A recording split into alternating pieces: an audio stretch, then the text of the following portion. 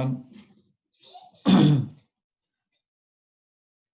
So on, was it Tuesday our last class? Yeah, Tuesday, I talked about the survey and how I'd try and get some feedback and maybe talk about a few things based on what people are feeling they're the least prepared for. And also talk a little bit about the format of the exam based on those responses. So it does look like there are a few people that aren't able to submit something in the assignment section in a time-sensitive matter, which was I was hoping we would be able to do something like that. But again, it's not an official. It's not a condition for. It's not a requirement of this course to be able to do that. It wasn't in the course outline or anything like that. So I don't want to. I can't require people to do something if it wasn't a course requirement for an exam. So I think what I'll do is I'll email, there wasn't a lot of people that put that in the survey, but I'll email the people that did and just kind of touch base with them to see maybe if there was a miscommunication on what I was asking for there. Because I do think certain questions would be, the workflow would be a lot better for you if you're able to do it on paper or on your own machine as opposed to in that tests and quizzes tool. So what I'll do is I'll send out some emails today based on some of the survey responses people got, just to see what some of those issues were and why people kind of chose certain selections. And hopefully then again by this afternoon I'll send out an announcement with more details about the exam based on those discussions, and some office hours for this weekend. I think tentatively I'll have office hours tomorrow, late afternoon, early evening type thing. We'll see about Sunday, and certainly I have them on Monday, the day before the exam. In terms of practice material, so I guess all the previous semesters of Connects that I'd been granted access to only had one midterm. So there aren't kind of previous exams I can link you to. But I do think what other courses didn't have were these kind of worksheets we've been doing in class. So I do think the worksheets are probably the best way to study a lot of this stuff. Again, since the last midterm, the cutoff was kind of up here. The main units we've been focusing on we kind of talked about ADTs, again, stacks and queues and lists. We spent quite a lot of time on sorting. And again, then more recently talked about heaps and also sorting with heaps, trees, and I guess most recently AVL trees. So all this stuff's going to be included. And I think, again, just going through the worksheets and making sure that you could, at least understand how we got to those different solutions, if not be able to derive those solutions yourself. So as I said, the survey was to hopefully give me some idea on maybe some extra stuff we could practice today. But unfortunately, what a lot of people did was redid the quiz multiple times until they got the full mark, which completely broke all of doesn't give me very clear statistics on what people actually genuinely care about or feel. We haven't finished the worksheet, Andy. I don't ever post worksheets until we're finished them. So yeah, for those of you who didn't have, so what we'll do is today we'll work on the AVL worksheet to finish it off, and then maybe just with the chat I can talk about things. It seemed like before people started doing multiple submissions with different things, trying to I guess game the system to get full quiz marks. It seemed like maybe the thing that people were most worried about was being able to compare and contrast different sorting algorithms. But again, maybe after we're done the AVL stuff, we can just maybe in the chat, or I can even do a poll for those of you that are in class today on if there's some sort of practice problem we could focus on for the remainder of the lecture. Any questions at this point?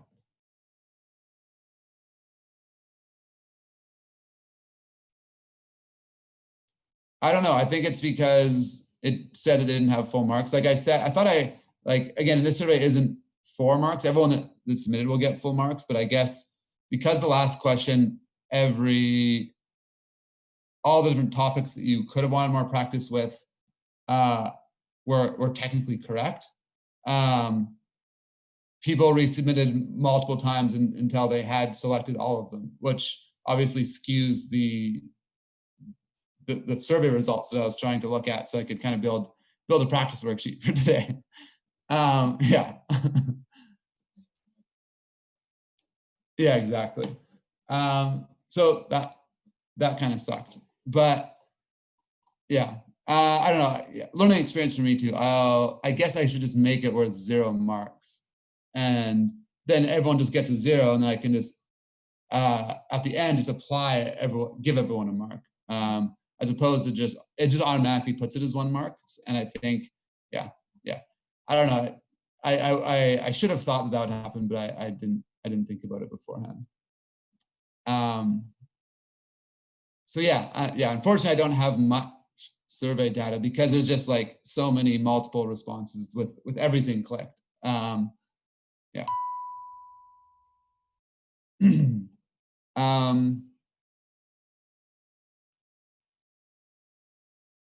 Yeah, we can certainly try that. Again, I don't think so. Typically, let me double check this.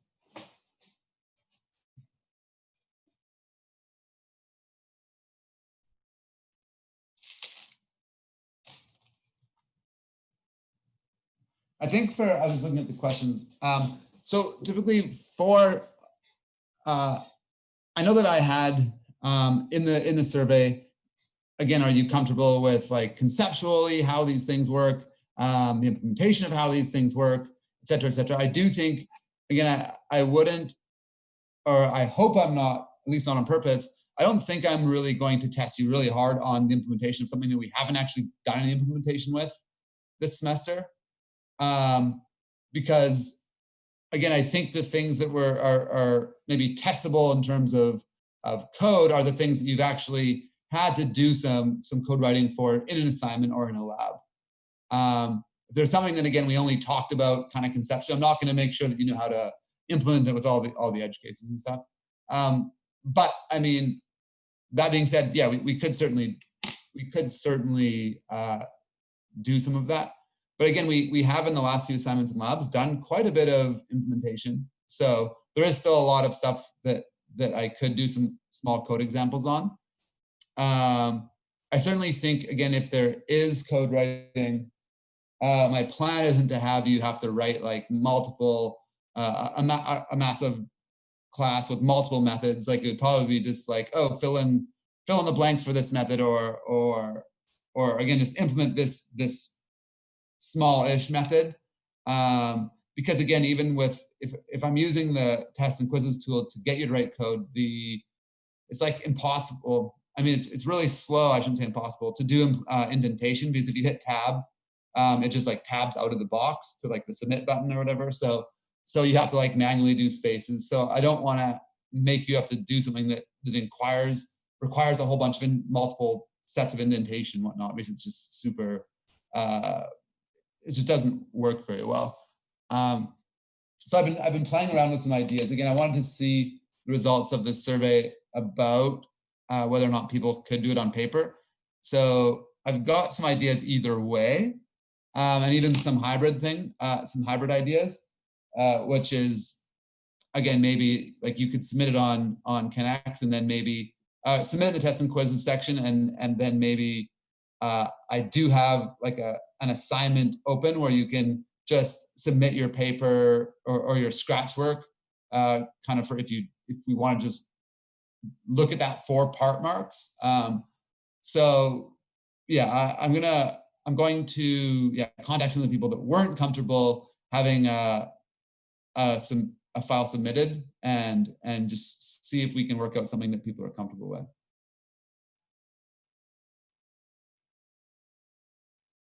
Yeah, and that's why, so the diagrams, that's why I was hoping people would be okay being able to attach a file to like the assignment section. But I realize not everyone, again, has access to, I guess, a phone that, or I guess, some sort of device that allows people to take pictures, whether it's a phone or a camera or a scanner, to be able to do that quickly. And again, so it would be really unfair if people don't have those types of resources.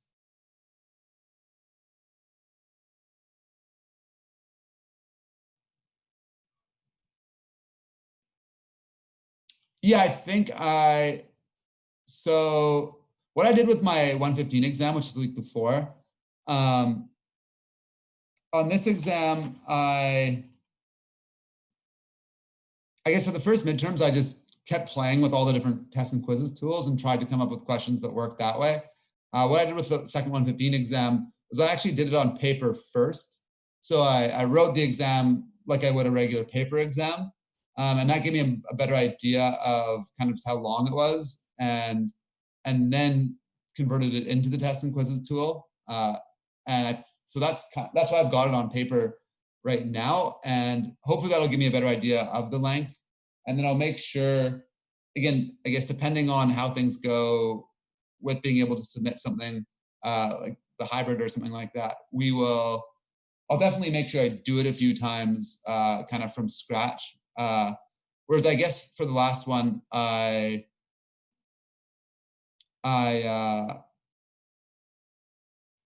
guess I just didn't factor in how much extra time. I guess one thing I didn't factor in, well, I tried to factor in how much time it takes to kind of do exponents and fractions and stuff like that. But I guess I didn't factor in how much time for like a written response. A lot of people wrote a lot more than I was expecting. So I guess I only factored in the amount of time it took me, and I thought, okay, well, this can take, like, let's say people are twice as slow at me at writing these fractions or these exponents, or that'll take that much time. But people actually did that, but also wrote a whole way more than I expected.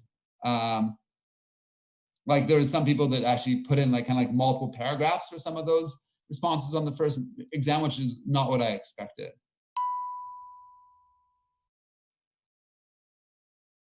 Yeah, I'm hoping we can do something like, I'm hoping, again, what I'll do, again, before what I did when I was building the questions was I essentially did go through all of our worksheets, all of our, all the labs and all the quizzes. And I mean, I didn't directly copy questions from it, but I was like, okay, we did a question like this, we did a question like this. Okay, maybe I can ask something similar that if they understood how to do it on this worksheet or in this quiz, they should be able to translate this into this slightly different problem. So again, where I kind of looked to get ideas for the midterm questions was on our worksheets and our quizzes in the labs. So yeah, again, in terms of what you can do for practice material, if you want to kind of, if you're doing the same things that I looked at to get motivation for the questions, I hope that if you understand that, you can kind of, again, it's not going to be, you're not going to see the exact question that we saw on one of these worksheets, but it's like, okay, I got to do this, and this is really, if they understood that, hopefully they can kind of see it in a slightly different problem domain. Does that make sense? Any other questions about the exam before we do jump into the worksheet?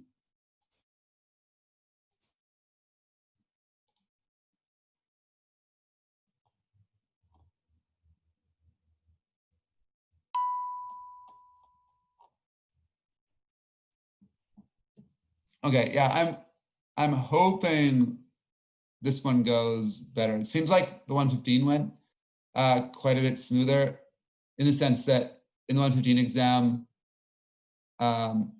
the first midterm, There were quite a few blanks in the last question, which I think similar to this class, I think it was a lot, just a time thing. It wasn't that the last question was too difficult. It was that a lot of people just didn't have time to really see it. Whereas I've marked the exam was just a few days ago. I've marked the last question on that exam. And I think the average was like in the 80s on it. So it seems like there were still a few people that didn't get any marks for it, but it was, again, the average before was like super, super low.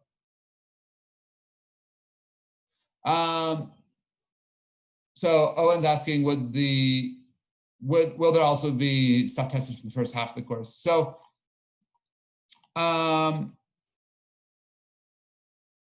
so I'll say that I'm not focusing on any of this stuff. Like I didn't look at any of these worksheets or labs when I was developing the material for the second midterm.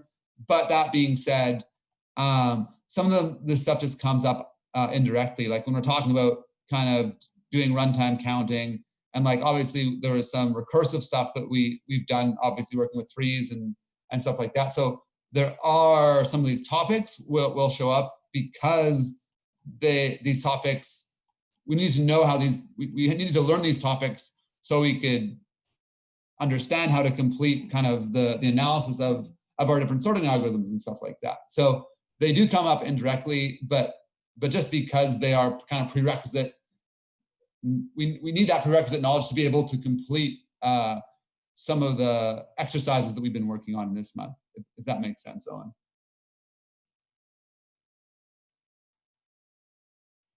So it is going, in terms of, I don't really know chapter numbers by heart, but again, in terms of our unit numbers, it's going to be, again, I started back at unit 06 and went straight up until unit 9, the AVL tree stuff.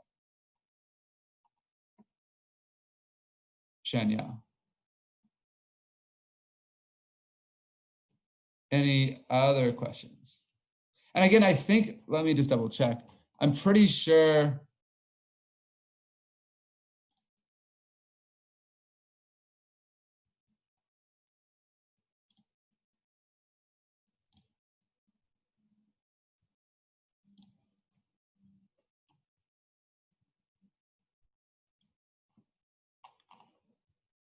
Not this one.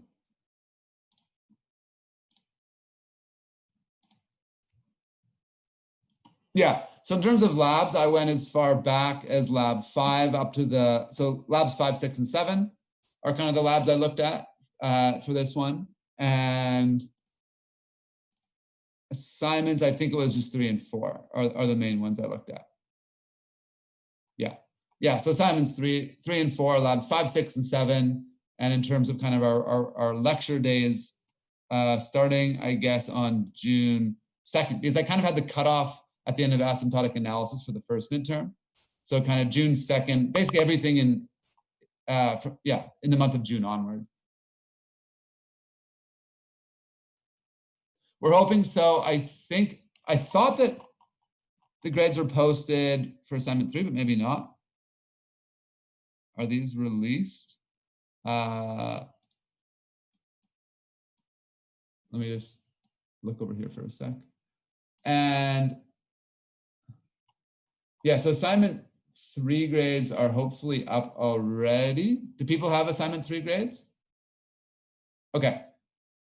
And I've sent off, so one of the reasons I didn't have any theoretical stuff for assignment 4 is because it's just going to be fully auto-graded. So I've sent that off, and it does take some time.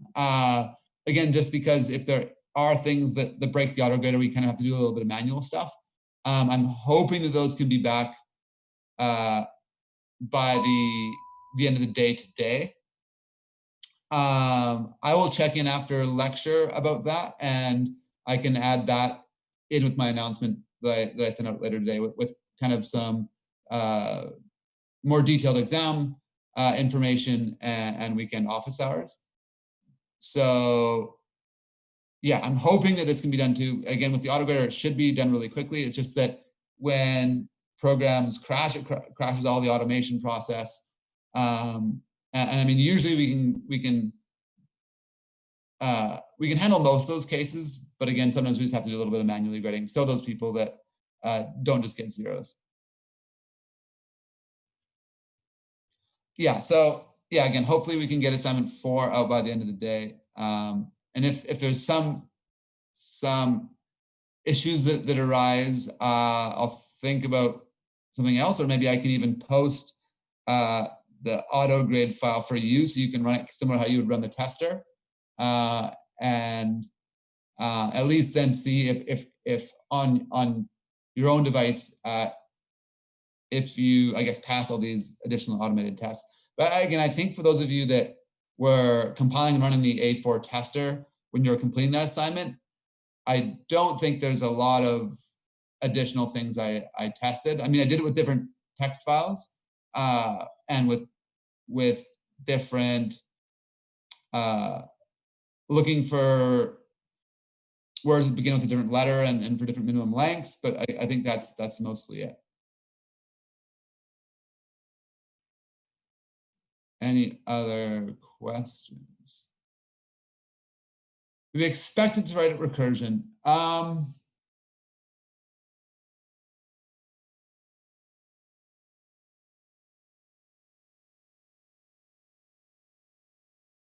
That's, I guess, I'm not actually sure. I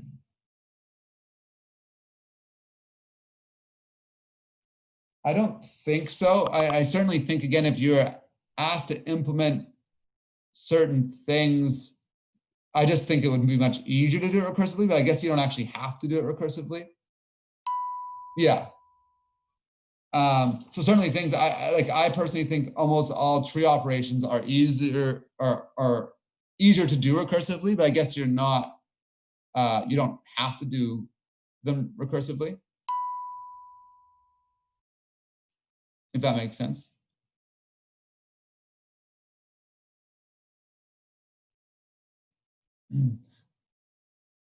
Like, I don't know, for example, on assignment 4, I assume that most of you probably did the get frequency in the binary search tree, like recursively, when you're searching for something in a binary search tree. To me, that just, I mean, for me, it's easier recursively. I guess you could do it with a while loop as well, but a lot of that stuff just seems easier for me to do recursively. You're not, so I guess I'm expecting you to do it, but again, if you don't and you've got a solution that works, that should be fine. Yeah, we're going to be tested on efficiency. Again, we've talked a lot about kind of the different runtimes for a lot of the different sorting algorithms. And I mean, really the motivation behind our last unit on AVL trees is because of efficiency, and because of some of the issues that we can get with a regular binary search tree if you don't think about balancing.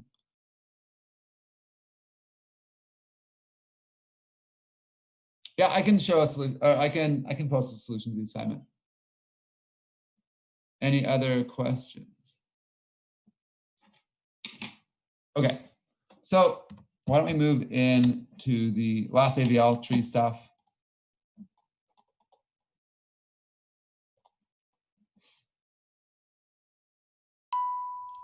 So I think we did kind of, on day 1, we did this first page.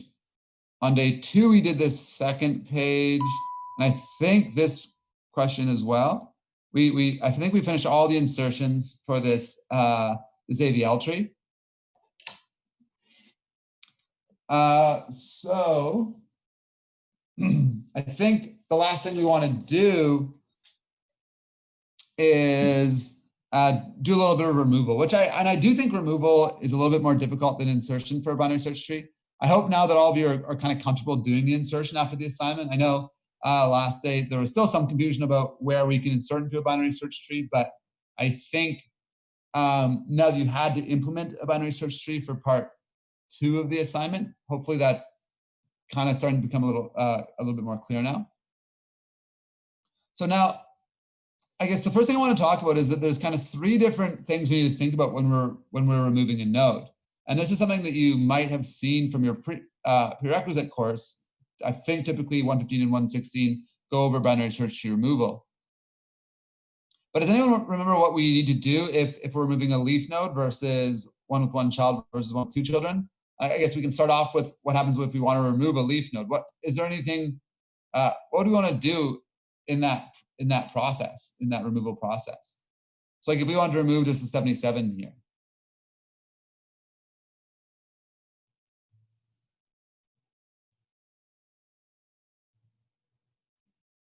Yeah, so essentially all we need to do is identify its parent, and then we can just delete this. And again, in other languages, we actually have to explicitly deallocate that memory. But again, and just make sure that this pointer, 82's left pointer, now points to null. Yeah, so really, this is the simplest case.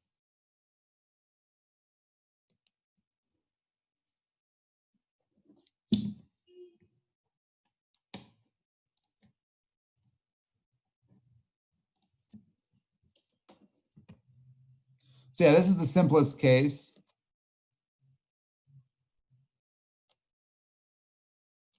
Just remove it.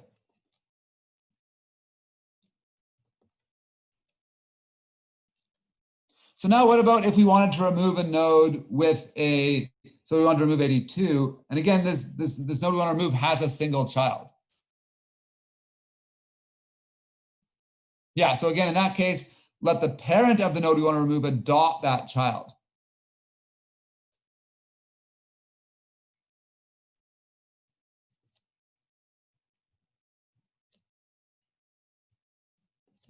So the parent adopts the child. And again, because we know anything in this subtree here is going to be greater than, it's going to be, oh, sorry, wrong sign, greater than 71.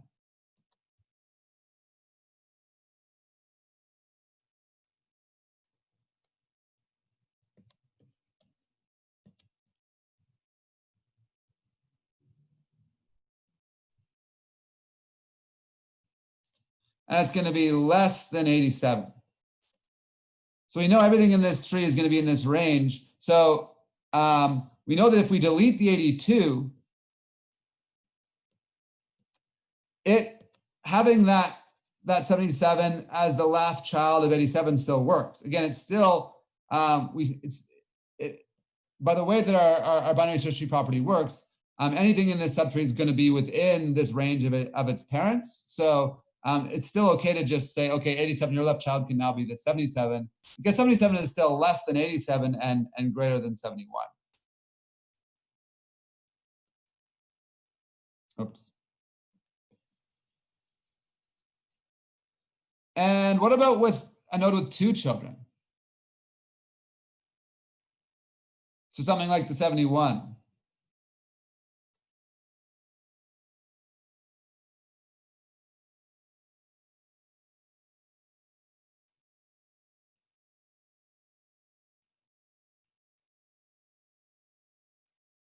Yeah, so that's going to be the successor or the predecessor.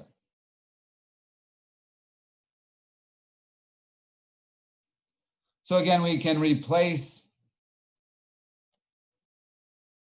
with predecessor or successor.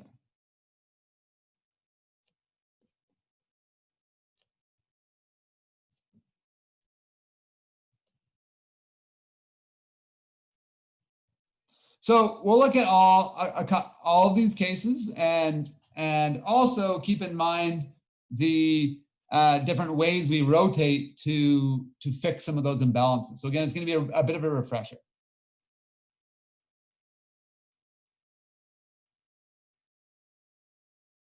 So in the first question is asking us to remove 65, which is right here.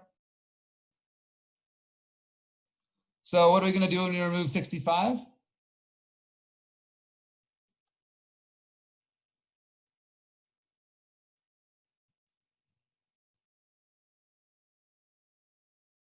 Yeah, 71 is just going to point straight down to 53.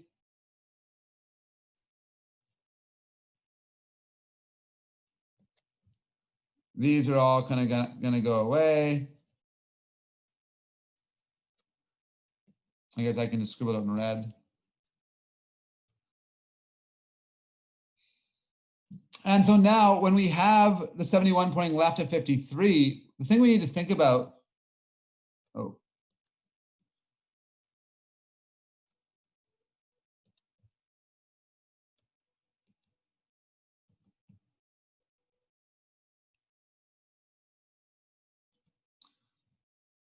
is our imbalance. Yeah, so we can again start thinking about our imbalance. We've got heights here.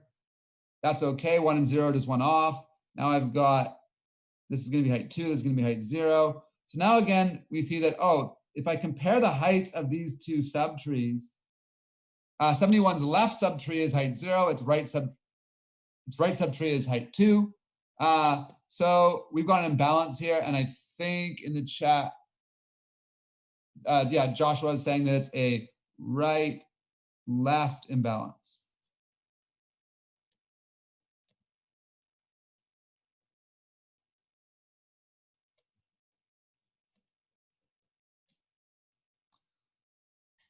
So how do we fix a right-left imbalance?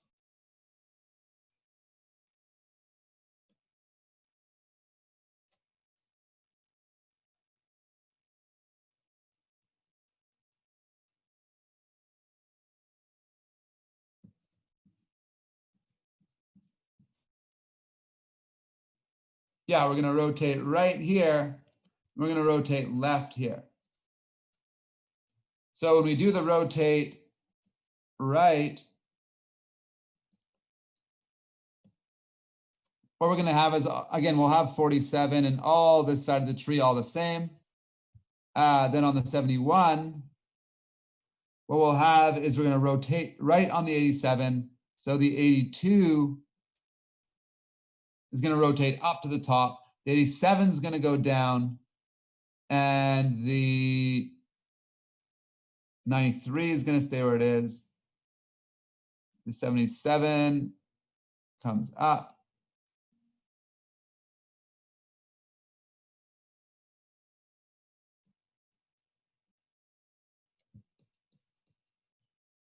So we're not affecting the whole left side of the tree here.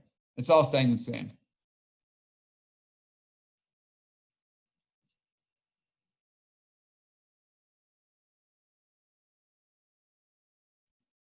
Well, an AVL is just a BST that with this balance property.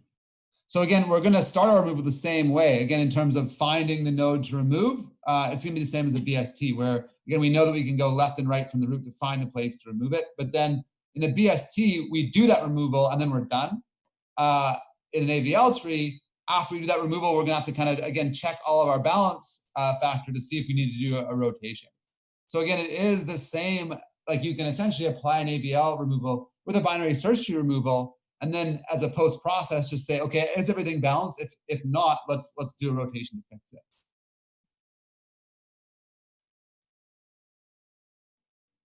So we did our rotate right. Now we want to rotate left on 71. Yeah, so it was this one. So again, that's going to give us the same thing up at the top.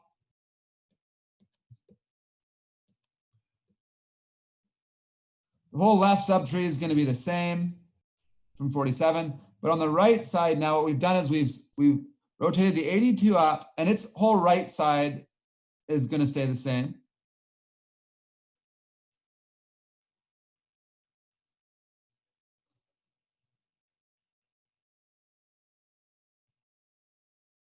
What's the left subtree of 82 going to look like?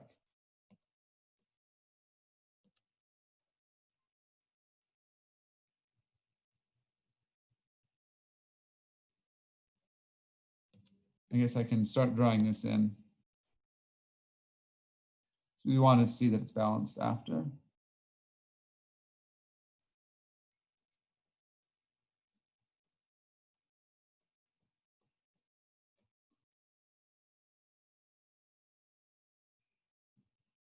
Yeah, so we rotated left on the 71. So again, we know that we're going to need to do an adoption here.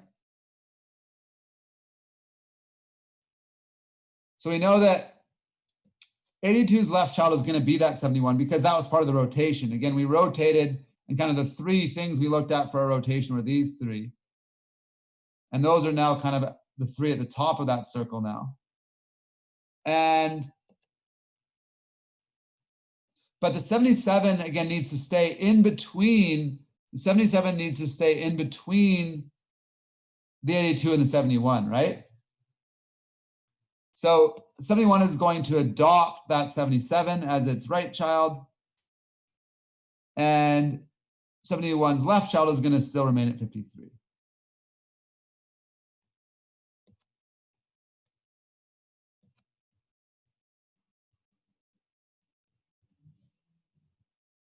Or is it 52? Yeah, either one, yeah. And now we see that again, our tree is balanced.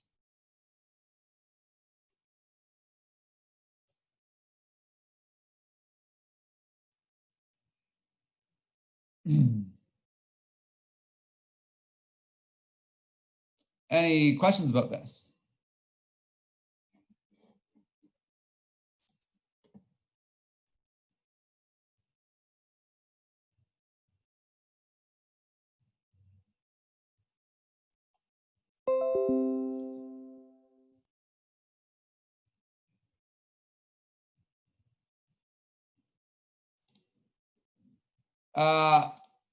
You could.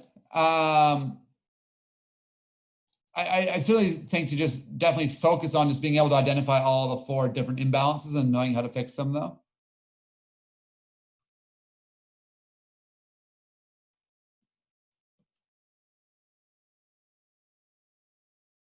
Oh, and the difference between AVL and a BSD is just an AVL is essentially a binary search tree that we use rotations to maintain the balance property. Where every node, the height of its children differs by at most one.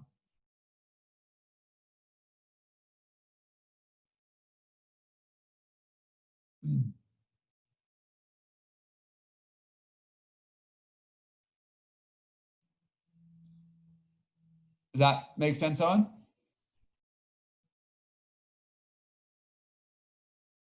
Yeah, exactly. Yeah.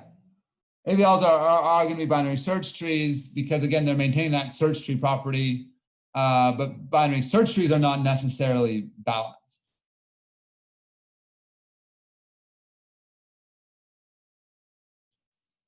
So if we remove 25, what we said before is we can just kind of remove this from the tree. We don't need to think about doing anything else. But if we do that, what we see is, again, now we've got a height of 0, 1, 2. And obviously, the difference, but this is out of balance because if we kind of had to think about its left subtree's height, it doesn't even have a left subtree. So we've got an imbalance here. And again, this is it is a right-left imbalance, which is the same one we just saw. So we'll do that one more time. We'll say, okay, we're going to have to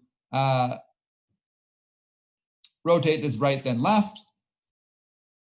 So in our first rotation, maybe I might just draw it just kind of locally here. In our first rotation, we're going to have 32 going down to 35, going down to 39. Because again, that is just doing this rotation here, where it's rotating these two right. And then we want to rotate this all left on the 32.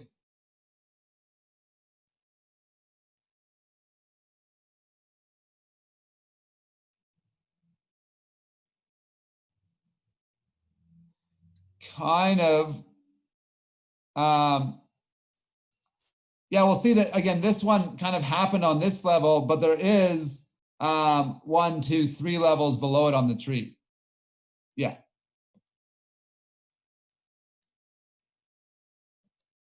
So now when we do this other thing, in this case, I'll draw out the whole tree. So again, what we've got is the 47 up at the top. followed by, again, we rotate this left, it's going to be the 35 is going to be up here, followed by the 32 below it.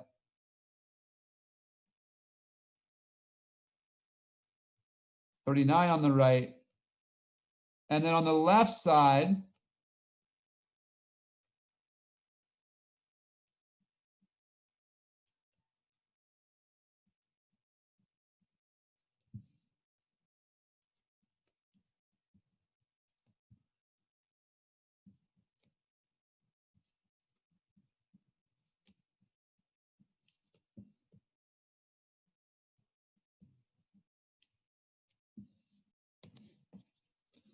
so does anyone see anything wrong with our solution now?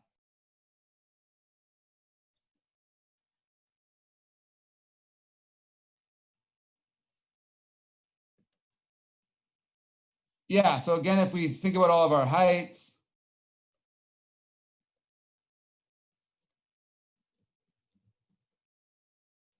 right here, we see that, now our whole tree itself, because I removed something, because this was already a little bit imbalanced, but not imbalanced enough to cause rotation. When I remove something from this smaller subtree, it actually, once I did that, once I balanced the subtree, it actually caused an imbalance on the greater tree. And I think this kind of comes back to Carter's question a few minutes ago of when we have multiple imbalances.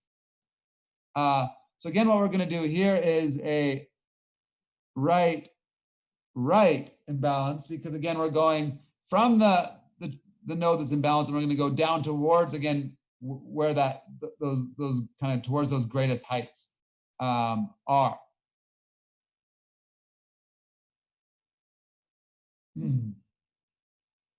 So yeah, there's a bunch of different ways we can do this, but just by kind of following the rules of going down from the imbalance, what we can do is we can try and do a rotate left on the root here.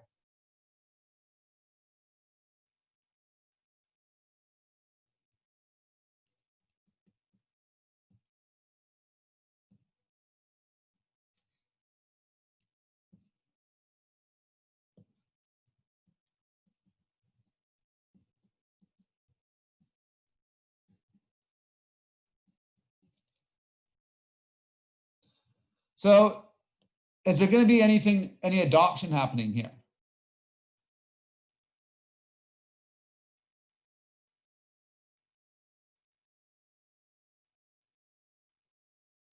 Because we know that 71 is going to become the new root, but is anything going to need to be adopted? 47 adopts the 65. Yeah. Again, because we know 65 has to be between the 47 and 71. So it's going to now go, the 71 is going to be the root, its left child is going to be 47, and it's going to go to the right of the 47. Yeah. So let's think about what this is going to look like. We're going to have 71 at the root. Its right child is going to still say at 87. But now we rotated it, so the 47 is going to be its left child. The whole kind of right subtree from 87 kind of stays the same here.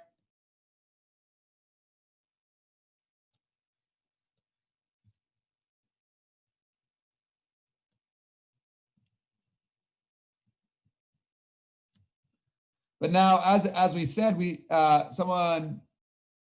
Leo said that 47 is going to adopt the 65 and its whole subtree.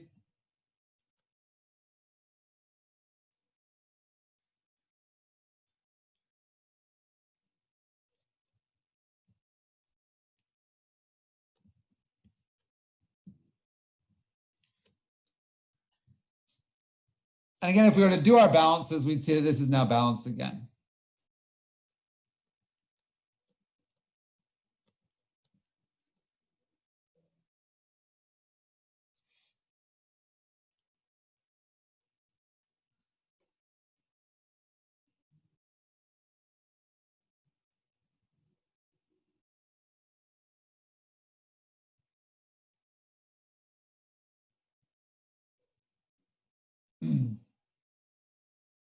Any questions about this?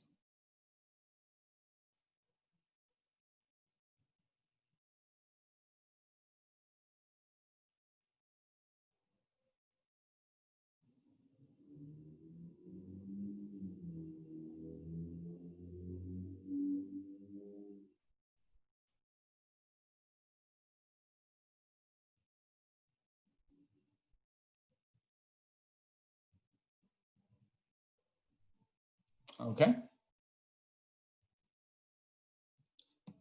So we can see how far we can get on this last one. I know we're running out of time here. But let's at least talk about it. This is a new case. Oops. So I'm trying to drag my annotation tools up. So remove 47. So what are, I guess, if we want to remove 47, we have a couple options here. What are our options if we want to remove this?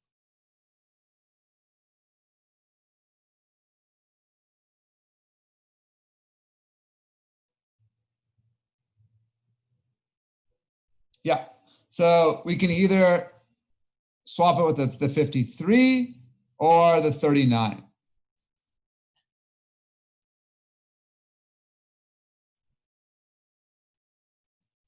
So if we try and swap it with, yeah, I think what Josh was saying is that it's probably better to do it with the subgroup that has the greatest height. But I mean, we can look at either one. If we do it with the 53, as Josh suggests, we have 53 at the top.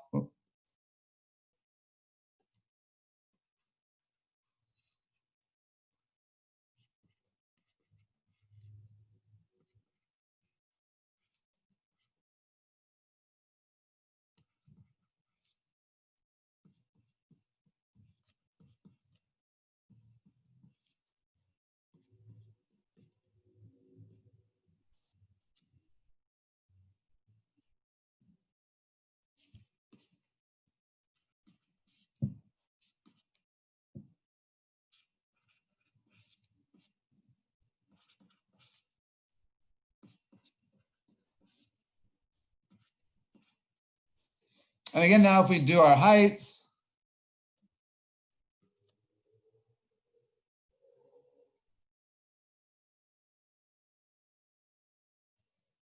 here we've got an issue.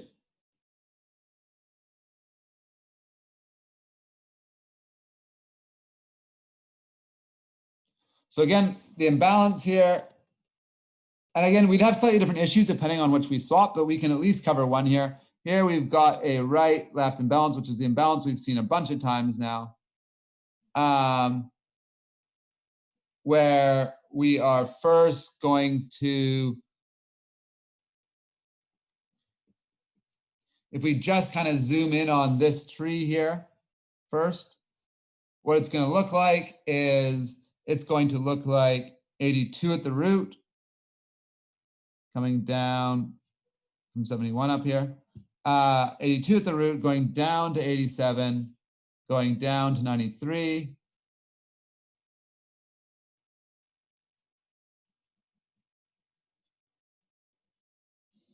And then we're going to do the second swap up here. I could say this is the rotate right on the 87. And then we do the rotate left on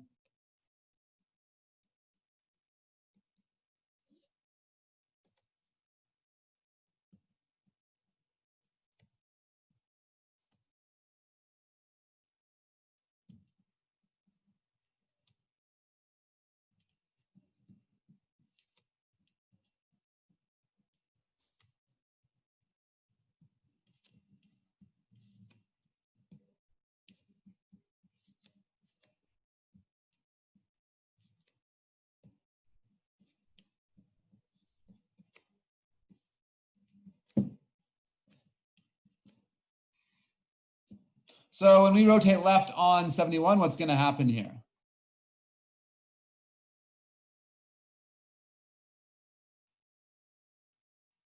We're now kind of have to think about what happens with all of these nodes here.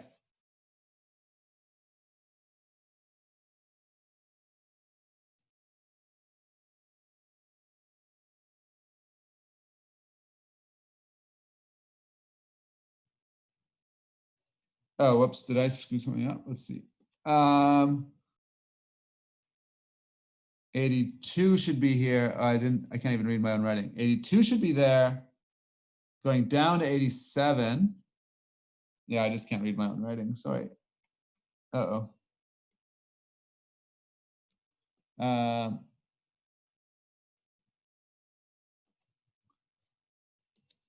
So wait, this should be a 87 that's rotated down. And then if we're rotating this up, 82 should certainly be up here.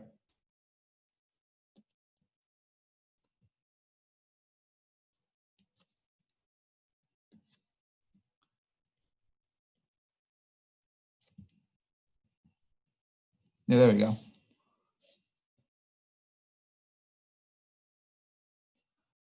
65 left of 71 is what Scott's saying.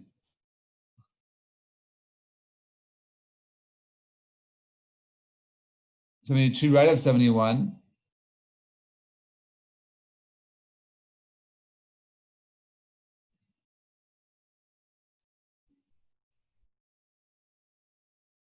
Seven rather. Okay, yeah. So what's going to happen is, again, we know that we're now rotating on, again, these 3 are part of the rotation.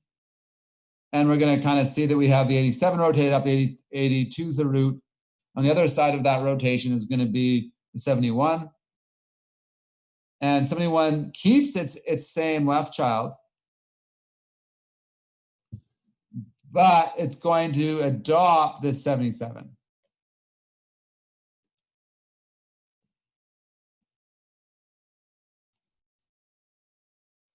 And now when we, again, do all of our heights,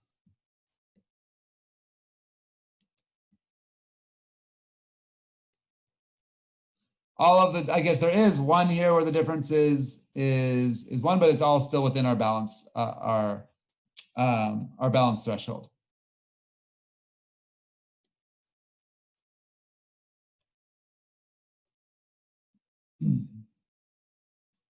Any questions about this?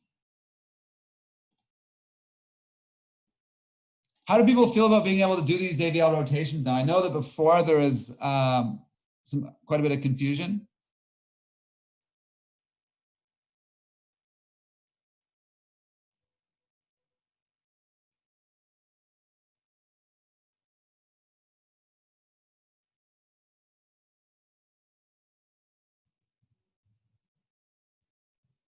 All right, maybe 3, 2, 1. Yeah, so it looks like now,